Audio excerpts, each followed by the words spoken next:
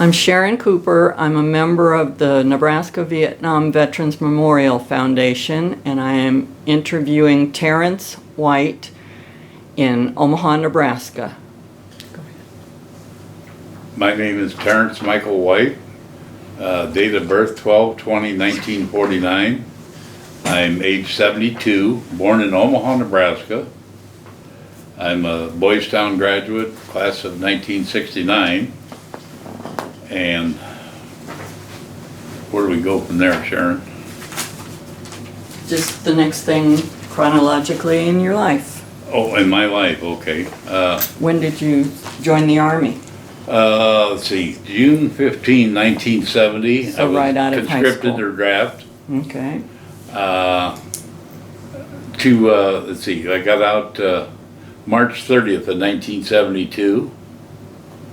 Well, with that aspect of March 30th, 1972, I remember reading the World Herald within a day or two of me coming home. And there was a big, what was that called? Where the Viet Cong and the NVA were coming from the north to the south and that. And I thought, well, I'm glad I'm out of there. And then there was only 25,000 troops at that time because of Vietnamization. President Nixon's Paris peace talks were going on. Where did you go to basic training and how did you get basic there? training was Fort Lewis, Washington. And I took AIT at Fort Jackson, South Carolina, where my MOS was 94 B-20, a cook. From there, I didn't have any status yet. I mean, they put me what they call permanent party at Fort Lee, Virginia.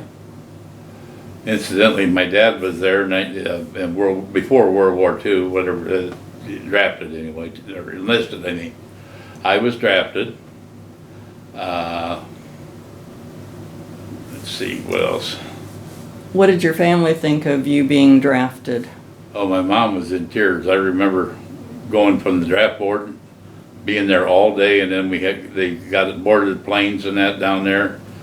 And Mom probably thought, well, he's as good as dead, you know, basically that kind of look. And her and her sister came down there to the airport to watch me off, but I felt so bad myself, I didn't even turn around to look, you know, because I had me in tears probably, you know. So just be a man about it, do your job, whatever. And needless to say, I prayed every day pretty fervently. I mean, I didn't want to be killed, you know. And when I think about it, there was times that could have happened.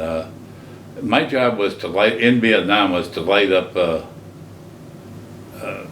generators, the cooking stoves, fill them up with gas, all that kind of, that was part of my job. And I did that every day. I carried 2 of them inside the mess hall. And some sergeant was saying, you got to watch that. Don't let it get in the red danger zone. And here we're frying chicken in these big square pans. Nothing happened, but it sure did scare you. You know, that I wouldn't want to be burned up alive, you know. But so what was the best thing about going to Washington State? Well, the best thing was I was drafted. That's where I took basic training. Right. But what was the best thing about being in Washington? What do they call them, field marches or something? We got to go right on the outer berm line in a high hill. We could see the Puget Sound, the Navy ships, you know, they're coming in. You know, that's a highlight. But I saw Mount Rainier. The beauty of Mount Rainier, snow-capped and everything. I had never seen mountains like that, if you want to call Council Bluffs mountains, many mountains, you know. And what was the worst thing about being in basic training in Washington State? Well, you know what, it could have been worse. I'm thinking of that. People went down to Missouri where there were snakes and just humidity and heat. We didn't have to do that. It was cool up there. It rained quite a bit. Mm-hmm. And I remember about that time I was there, I remember the song that I think came out, the bluest skies you ever seen were in Seattle. You remember that? Mm-hmm. And here we're going through basic, it was cool, it was nice. The bad part was them wool blankets in basic training. You know, you'd sleep with itchy but they put a sheet or something in between it, because you'd be up all night itching, you know? And had to sleep with the windows open in the World War II barracks, because they didn't want you to get that, I forgot what that disease was. Can you help me? Were too many people crowded in the area. Oh, okay. I can't remember what it's called. Meningitis? Meningitis, you're right. Spinal meningitis, that's what it was. And of course, okay, well, we couldn't close the windows either, you know. You just slept with it, you know, because it gets cool there, you know, pretty much. I thought maybe the stove was burning and they wanted to protect you from carbon monoxide. Well, that's possible too, you know. Maybe they didn't want to just throw you off a little bit, this meningitis. No, but that's what they say, even today. Mm-hmm. Like scouting and stuff like that. Mm-hmm. Keep a distance, you know. Yeah. Tell me something about the AIT, your cook school. Well, that was I believe it was an 8-week school. Fort Jackson, South Carolina, which is the outer gates were Columbia, South Carolina. And well, it was hot and humid down there, and I shared a room, not as you think. This was AIT, with I think it was 4 or 5 Puerto Ricans. You know, which probably I thought when they went through this, they must have. Oh, he's a Boys Town kid. He'd be used to this. You know, he isn't going to act out. You know, because they're Puerto Ricans, and we had those stereotypes in our mind even here, mm-hmm. that they all have knives and stuff like that, you know, and they were good people. The funniest part of talking to them, I asked them, I said, well, don't you want to become a state? They laughed and they said, no, we got all the benefits without being a state, you know, and it still is that way. They're trying to change that. They ain't gonna, those people know better. Yeah. They know where the gold is, yeah. So were you trained at all for being a cook before you went in? That might have what helped me separated me from the infantry. They asked you what kind of training you had or anything like that, because they were even going to cut orders to be a general's orderly, but they wanted me to stay longer in the service. MP school. I had a squeaky clean record, no DWIs, no nothing, you know. And no Article 15s the entire time I was in. And I thought, well, I could have even joined the Air Force because of my scores and everything. And anyway, they said, but you got to sign up for 4 years. I said, well, I thought to myself conscientiously, I said, every one of my family members made it back without being disabled and shot and lose arms and limbs and stuff. I'm going to take my chance with the Army like Dad did, and too, you know. Incidentally, Burma and is not very far from Vietnam either, India and that, you know. We were all, basically it was all part of World War II, except for a few years.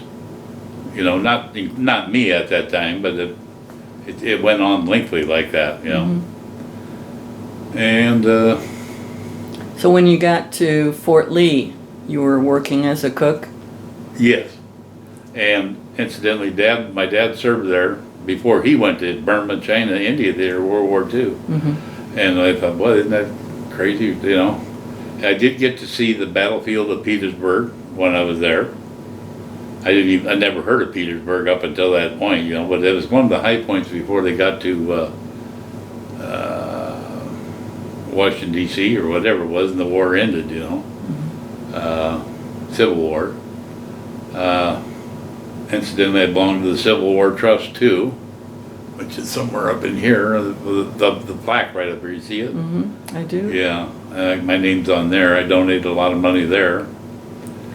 And so how long were you at Fort Lee before you had another? Not too long. And my total service in Vietnam was 8 months and 29 days, and it was supposed to be a year tour. Mm-hmm. But because of Vietnamization or withdrawal, that's why I spent less time. You know, I got out about 2 months early, you know, which was fine with me.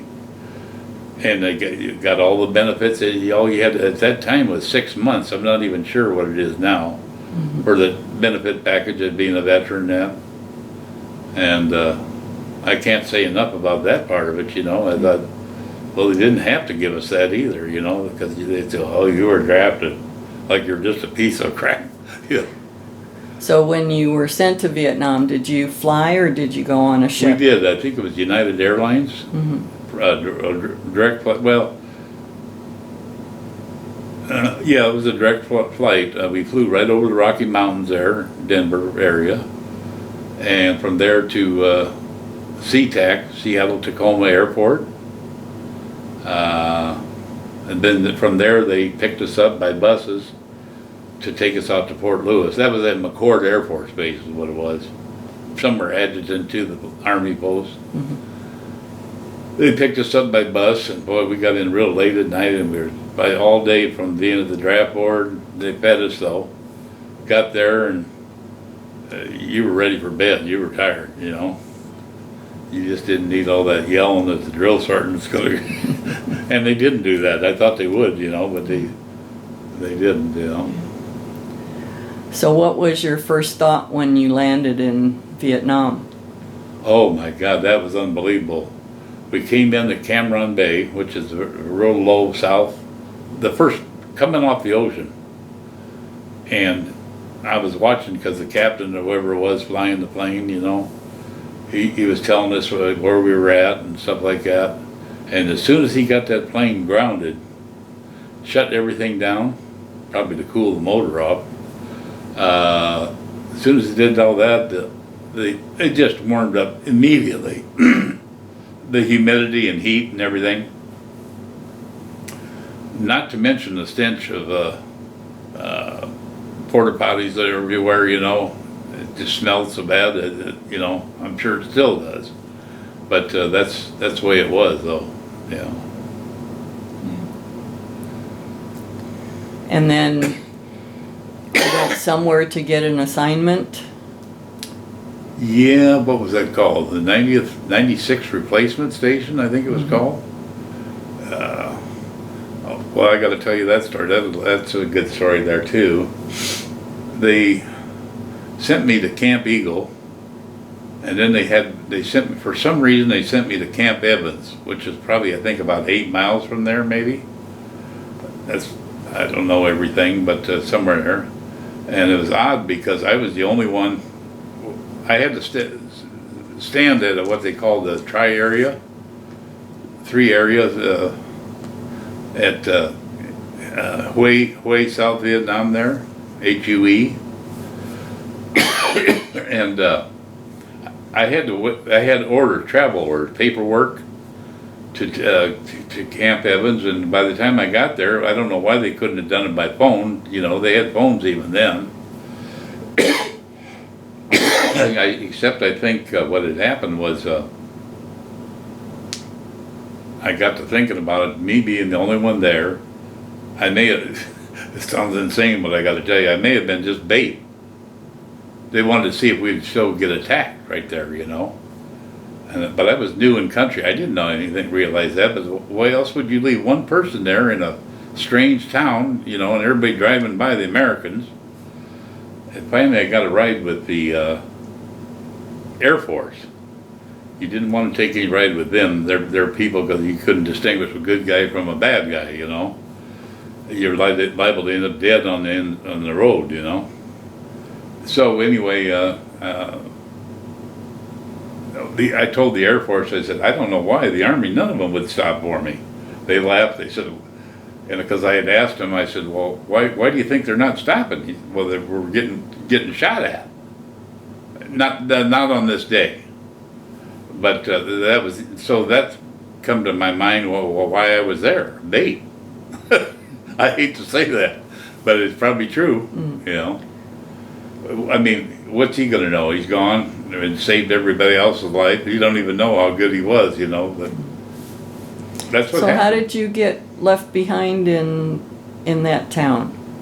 They purposely left me there. They told me that you got your travel order. Somebody will pick you up and take you there. Oh. That was, but when you're there by yourself alone, I thought, what is this? I mean, oh God, all bad things I was thinking of, you know. They'd tell me I was probably wrong for thinking that way, but, well, give me some more people here, you know. Well, And if they start trying to take my weapon, they were trying to get close. I thought, don't let them do that because they're going to overtake you then, all of them. Yeah. You DD Mao, you stay away, They knew that I might shoot them because I was that scared of it, myself. I'll put it on fully automatic and let them have it, Yeah. Well, the rest of them must have gone to the replacement place then, but you. Oh, well, already had wherever been they were going, assigned. they were traveling, on trucks and everything, convoys or whatever. And nobody's stopping for me. What is going on here,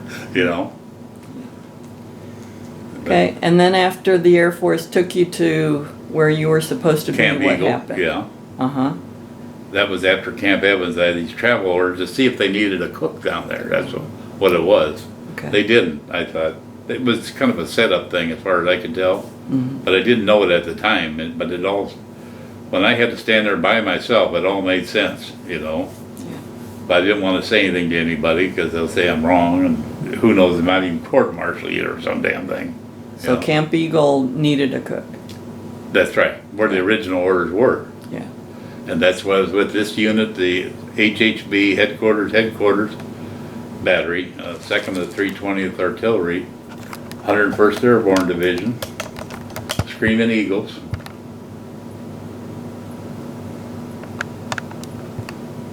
Okay. Got it. And then how long were you there? 8 months? Well, okay. January of 1972, the 101st stood down from,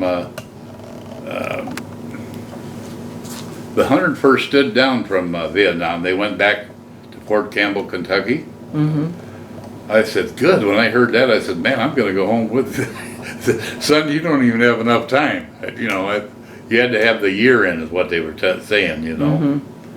So I thought, oh boy, that's terrible. They're going to leave me here.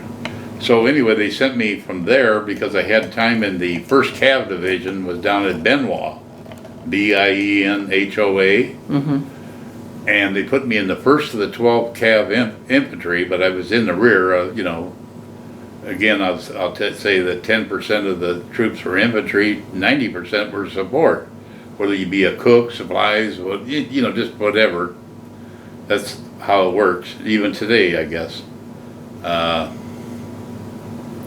many people were you cooking for at Camp Eagle? You know what? I don't really remember the numbers, how many people, yeah. Was it a big camp? Yeah, big old mess hall, they called it, Mm-hmm. But we managed to get everything done and on time and everything, and we went through the monsoon rains and everything there, and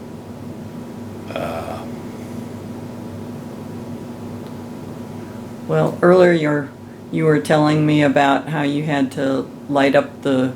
oh, that was my job to light the burners up, the generators. Mm-hmm.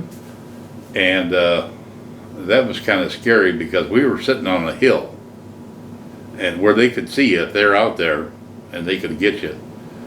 People tell me I'm wrong with it. From what I see, we were on the H.L. Valley, but they tell me no, we weren't. We're too far the other way. Well, I can only go by what I hear anyways, But if they were out there, they could have got clean shots on me. Because I'm the only one that early in the morning lighting the damn stoves, But needless to say, I prayed every day, even then, that they didn't get me, Lord, if I live another day, whatever, So it was not near a big town or city. Camp Eagle? Yeah. No, I think Hue, the country or city, what was it, ancient provincial capital. The French had it back in the 50s or whatever. Hue, the capital. I could see the capital. And it looked just like a castle, what it would look like, and a moat from a distance. That's what I could see, Mm-hmm. And turns out I was right with what I was seeing, because in later years they showed Hue. And anything else? Well, you were talking about cooking the big pans of chicken. What Yes. else? What shift were you generally on? Were you the breakfast guy? All three, you know. Mm-hmm. Breakfast, lunch, supper. Well, sometimes we did get off early. We're at early afternoon. You might get off, and that's what I remember. Not all the time, though. You know, because, well, you put on a long day. I mean, everybody did, you know. Because I'm sure, like you run a business, you only want so many people. You don't want any overhead, you know, more people and stuff like that. But then it wears the people out, you know. And yeah. So, besides the cooks, what sort of soldiers, sailor, airmen, and Marines did you have at that camp? As far as I know, they were all Army. As far as I know, you know, I don't know if they had anybody else. Behind us was the famous 7th Cavalry, George Custer's unit. They were the only one authorized to wear that campaign hat, the old infantryman's hat, you know, with the cross deal, and blue is the artillery, is what I understand, and yellow was you know, I'm talking about the cord around your hat. Mm-hmm. Yellow was the infantry, or officer to the NCO, something, I don't know, something to that effect. Yeah. I bought one of those hats too, incidentally. Yeah. You never see me wear it, but No. I got it up. Yeah. Blue is infantry. Blue is in, oh, I thought Yeah. it was artillery then, okay. Yeah. The gold must have been artillery then, Maybe. Yeah. or officer again, yeah. Okay. What was the most senior officer that you saw coming through the line in the mess hall? Oh, gosh, see, we did have, well, probably captains, majors, some colonels, I guess, you know, but you didn't see them every day. Yeah. But when it was time to eat, everybody was there, you know. And you had to sign the list, your name, there was dated and everything. The purpose of that was, did you take your malaria pills? You don't eat if you didn't take your malaria pills. Needless to say, I took them every day. It didn't bother me a bit. Because my dad had talked about that later on. You know, he said, where we were at, where he was at, mosquitoes and malaria, stuff like that. You know, boy, we didn't want that. You know, so I took those pills all the time. Yeah. You know. So you think that there was probably a colonel in charge of the camp? Well, incidentally, the captain, they end up, he lost his captain job or whatever because he was on drugs, marijuana, everything else, you know. And somehow this stuff was coming into the area too, the rear. So I don't know how they found out him, but they did. And I remember his name now, but I got to think real hard. Let me see. I want to say Fredericks, but I can't remember. I can't actually remember. I'd have to think longer than I am right now. But yeah, I'm sure I'm not sure if they court-martialed him, but they got him out of there anyway. Mm-hmm. And incidentally, while I was working in the mess hall, I ended up cutting myself on what they call a number 10 can. It's a bigger can. Mm-hmm. And I opened it up and I couldn't get the lid to flip, and so I could throw it, get it off the can. Mm-hmm. Well, I cut myself. It's either my right or left, right there in that area. Mm-hmm. And because the scar tissue looks like it healed up pretty good, I can't even remember where it was. But anyway, so they took me down to the what was it called? Where the doctor was, you know. Clinic? Yeah, clinic, I guess. And he said, you know, Mr. White, I've got to let you know that I can put you in for the Purple Heart. And I said, what? Are you kidding me? But I have to, he said, because you're in a war zone. Mm-hmm. It doesn't stipulate this and that. Mm-hmm. I said, but you know, if it's all the same to you, I don't want him mad at me. I don't want. How would I explain that someday later on, you know, to everybody? That wouldn't look very good, you know. Yeah, I can see what you mean by that, you know, but I have to tell you, no, I don't want it then. That's all the same to you, you know, the Purple Heart, you know. Yeah. I could probably still get it because it'd be on record, you know, but why would I want it for what I did, you know, what happened? Right. It was an Was that accident. kind of midway in your time there or early on? Oh, you're opening cans up for preparation of food. Yeah, I don't even remember what it was, green beans or something, you Yeah. know. Yeah. But I'm sure glad I didn't get bleed right into the can. And, you Yeah. know. But were you almost at the end of your tour, or was it early on? Oh, earlier, because remember I said I was with the 101st there, 320th. Mm-hmm. And then January 1972, that's when a lot of the troops were going home. And I got out myself March 30th, 1972. And, they sent us from where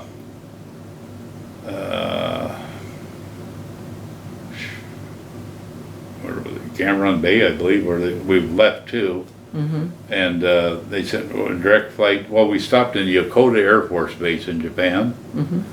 for a layover about an hour. So we thought, oh, good, we'll get to go here with the rising sun and all that stuff, you know. But then we had to load the back up on the plane from there to Oakland, California, where they had a big, I guess call it a replacement station or whatever, incoming people coming back. Mm-hmm. And I was there probably, I don't even remember, 3-4 days maybe, and then discharged from the Army from there. And we stayed in, it's just huge dormitory, just beds stacked up real high. I'd hate to see if he was a guy on top, you know, and he rolled or whatever, what could happen to you. But needless to say, I don't do that much. Matter of fact, when I go to bed, even at night today, I still check how far I'm from there in case I did a roll, a turn, you know. That would hurt. So from there, then you flew back to Omaha? Omaha, well, yeah. Oh, actually, I didn't get a direct flight to Omaha. They said, no, we can't do that. So they said, well, how would you like to go to Chicago? You don't be another half-hour layover. I said, what's the difference? I'm out of the Army, whatever. And I took that. And then I came to Omaha after that. So I wanted to surprise everybody. I didn't phone call them or anything, you know, that I'm home and all that, and pick me up and all that. I had a cab driver nervously driving like a maniac, you know, and I thought, I'm not even going to make it home. And all this way, and then this happens. And well, anyway, so we got home, and of course it's home, so I didn't really knock on the door or anything. I just walked in, you know, and you got out, you know. Yeah. So you were discharged there in California then? Yeah, Oakland, Travis Air Force Base. Mm-hmm. So were all of your siblings and your parents there at the house when you... Well, Mom was working that day. Mm-hmm. My brother was home. My sisters were there probably too. I can't vaguely remember who exactly was there.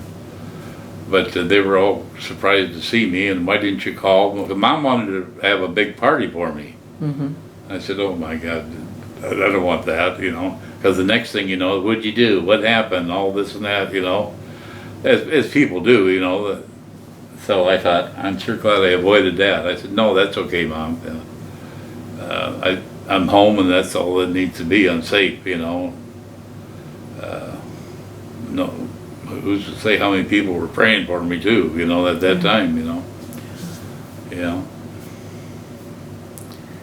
So you eventually saw everybody in the family, and so what was their response to Well, they were what you ecstatic. did tell them? I remember my mom and her sister, they watched me get on the board the plane down there. They thought, this is the last time we're going to see him alive, probably, you know, Mm-hmm. a casket or a body bag or something, you know. So they were real surprised, you know, because it was really bad. If you watch the news at that time, hundreds of people were getting killed, you know. Walter Cronkite, you know, and that's the way it is. That's what, you know, he was the voice of the democracy, I guess you might say, and,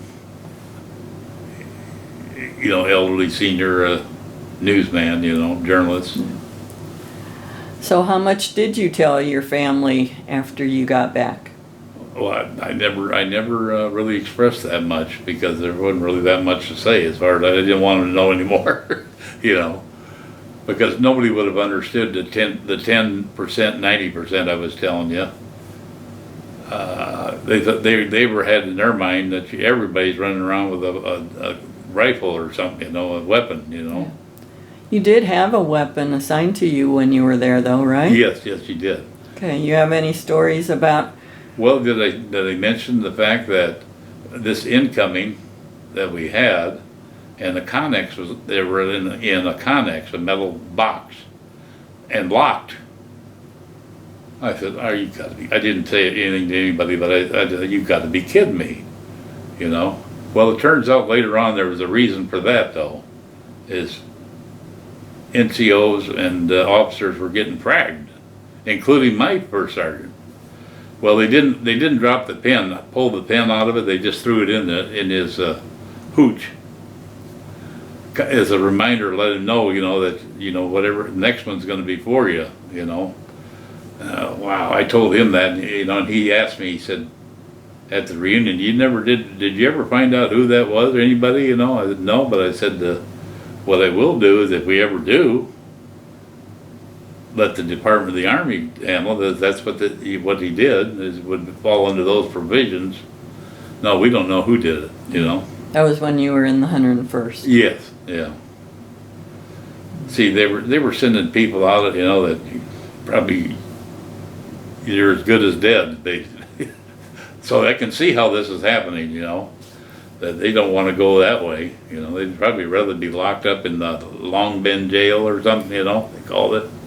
And then from there, they bring you back to Fort Leonard Wood, or what is not Fort Leonard Wood? What is it called down there in Kansas? Leavenworth, Fort Leavenworth. Yeah, the big prison down there. So you never needed your weapon out of the Connex while you were there. You know, when we had the incoming, yes, we were out on the berm line with them, but no shots were fired. Which led me to believe maybe nobody was even out there. They were just testing to see how we'd react, maybe. Maybe that, remember what I asked you? I said about the first sergeant, he was getting drunk at the NCO club, but he didn't want to tell me what actually transpired because you don't need to know whatever. We thought we were having incoming because the sirens were going and everything they had. We thought, boy, this is bad, you know. What made me mad though, because whoever you were assigned with in the bunkers, sometimes after a while these guys would get tired and they didn't care. They laid out on the sandbags, which would have been an easy shot for them. I thought, well, you know, you're my safety as well as I'm yours.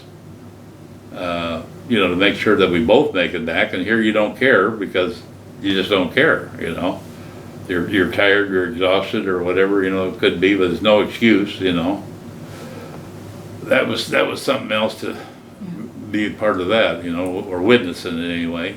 Yeah. You were talking about your father being in the military and other people before him, right? Yeah, relatives, family, and that. Yeah. Okay. Have any of your children gone into the military? No. Any of your Mark, my nieces son, and they call it the ASVAB test, I guess, today. Then it was the Armed Forces qualifying test.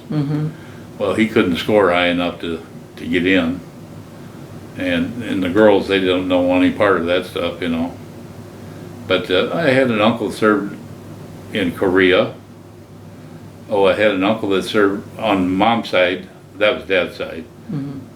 Uncle in Korea on mom's side. Also, Uncle Elmer in World War II. He served at the, what was it called? The Battle of the Bulge. And what his job was, because he spoke fluent German, and they did and my mom was the cause as to why they had to go from speaking German to English. Because the FBI was going around the country in German settlements to see how much sentiment is for the Nazis and all that stuff. Well, there wasn't. These were all Catholic or Lutheran people. They go to church and all that. So, well, anyway, his job was to interrogate German prisoners of war because he could speak that German. You know, they wanted the army wanted to know what was going on. And see, later on, of course, Elmer never talked about any of that. I got it out of his sister, my mom. But he was a farmer out there in Humphrey, Nebraska, where they were from. It's kind of midway between Columbus and Norfolk. And I found out later on, see, the units that were there, they were all part of the 101st Airborne. They were down to about 10 rounds, I guess. Had the Germans knew that, or Nazis knew that, they might have overran them. You know, they were called the Battle Bastards of Bastogne. Yeah. I always thought that was kind of cute, you know, but that's no mama, no papa, no what. So, oh, wow. They were there and until they could get replacements, you know, or I think it was a C-47 at that time. They dumped ammunition and food, or they couldn't have held out much longer. You know, they had to have some kind of hope. And when you're down to 10 rounds, and you know, but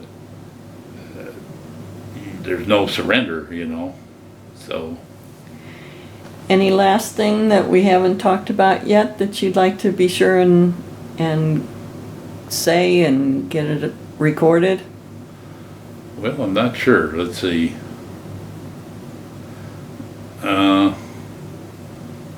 It might be in the best interest of the country that I know conscription is still there, the draft, but as I was always told, they get the cream of the crop in the drafts.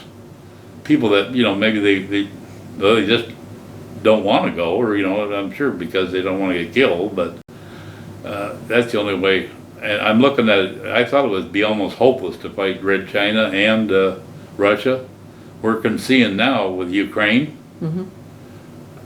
they're fighting pretty dang well. They're actually on the run, the Russians, is what they said. They are. So this is good for us, because we need to know this, you know. But I don't know about the Chinese. They've got a lot of people there, but as long as we trade with them, barter with them, maybe we can find some kind of peace with it, you know. But those people have to live that way, you know. Don't have much of a choice, you know. Well, thank you, Terry. Okay. We'll go ahead and